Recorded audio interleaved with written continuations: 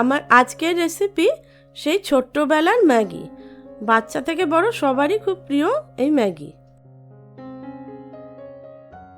নমস্কার, আমি সহেলি, আপনাদেরকে আমার চ্যানেলে স্বাগত। এর জন্য আমি নিয়েছি ম্যাগি আটা নুডলস নিয়েছি। আটা নুডলসের আমি 2টো প্যাকেট নিয়েছি। আমি 2টো প্যাকেট থেকে একটা ফুল প্যাকেট নিয়েছি, যার 4টে ভাগ, আর আরেকটা প্যাকেট থেকে আমি 3টে ভাগ নিয়েছি। মোট 7টা ভাগ আমি করছি।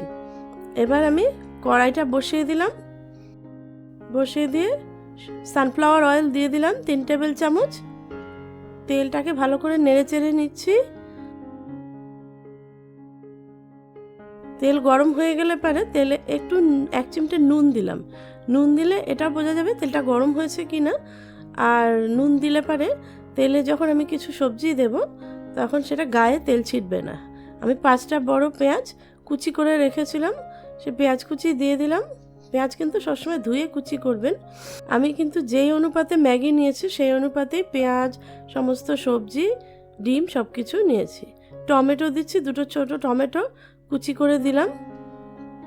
এবার পেঁয়াজ কুচি আর টমেটো কুচি আমি মোটামুটি 5 মিনিট ধরে ভেজে নেব, হালকা বাদামি রং হওয়া অবধি।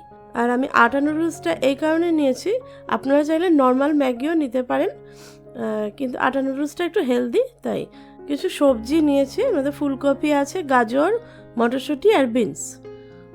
বাচ্চারা সবজি খাওয়া নিয়ে খুব ঝামেলা করে, এইভাবে সবজিটাও কিন্তু খাওয়া হয়ে যাচ্ছে। নুন দিয়ে দিলাম স্বাদ মতো, কাশ্মীরি লঙ্কার গুঁড়ো দিয়ে দিলাম, আর একটু গোলমরিচ গুঁড়ো দিয়ে দিলাম। ঝালটা নুনটা আপনারা আপনাদের স্বাদ মতো দেবেন। ম্যাগি মশলায় কিন্তু নুন থাকে, তাই নুনটা একটু বুঝে দিতে হবে। এবার সবজিগুলোকে প্রায় 10 মিনিট ধরে ভেজে নিচ্ছি। সবজিগুলো প্রায় ভাজা ভাজা হয়ে গেছে, সবজি সেদ্ধও হয়ে গেছে কিছুটা। এবার আমি ডিম দিয়ে দেব। গ্যাস ওভেনের আঁচটাকে একটু কমিয়ে দিলাম। এবারে আমি যেহেতু ম্যাগির 7টা ভাগ নিয়েছি, তাই 7টা ডিম আমি ফেটিয়ে নিয়েছি। এক একটা ভাগের জন্য এক একটা ডিম সেই হিসাবে ধরে। এবার ডিমগুলোকে ভালো করে ফেটিয়ে নিচ্ছে এভাবে। আপনারা কম পরিমাণে করলে কিন্তু এই ডিম, মশলা, সবজি সব কিছুর মাপটা কমে যাবে। এবারে ডিমটাকে ভালো করে আস্তে আস্তে নেড়ে চেড়ে নেব। গ্যাস ওভেনের আঁচটাকে আমি মিডিয়ামে রেখেছি। এ সময় বাচ্চাদের খুবই পছন্দ হবে এই ম্যাগি। ভালো করে এভাবে নেড়ে চেড়ে নিতে হবে। এবারে টমেটো কেচাপ দিয়ে দিলাম 3-4 চামচ।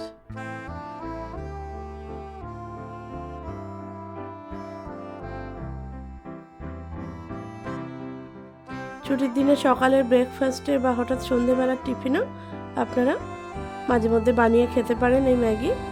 এবারে আমি ম্যাগিগুলো দিয়ে দিচ্ছি। ম্যাগিগুলো দিয়ে একটু নাড়াচাড়া করে নেব এভাবে।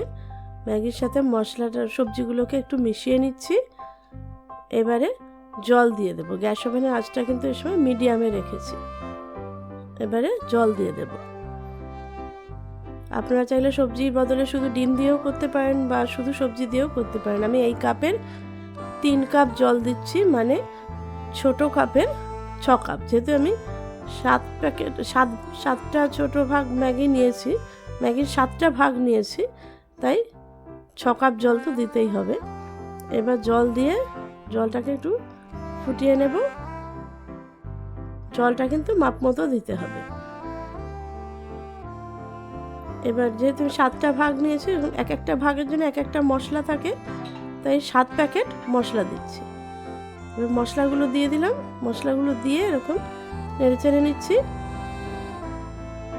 জলটাকে একটু টেনে নিতে হবে। গ্যাস ওভেনের আঁচটাকে এ সময় বাড়িয়ে দিতে হবে, কিন্তু ম্যাগি সেদ্ধ হতে কিন্তু বেশি টাইম লাগে না।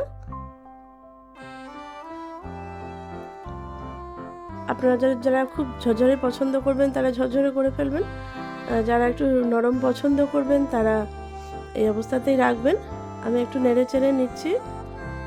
ম্যাগি হয়ে গেছে। এবার ঢাকা দিয়ে 5 মিনিট রেখে দেব।